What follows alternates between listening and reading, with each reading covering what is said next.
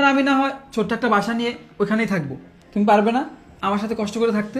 কি আমি তোমার সাথে কি বাসায় থাকবো?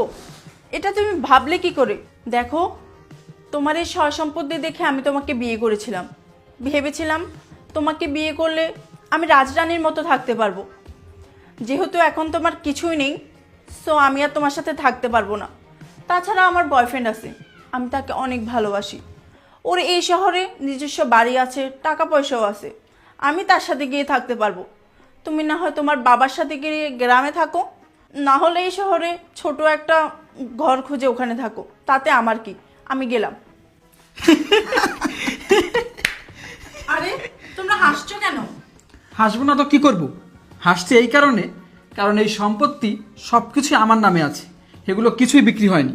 আর তুমি কি ভেবেছো তুমি একাই চালাক? তোমার যে বয়ফ্রেন্ড আছে, এটা বাবা আমাকে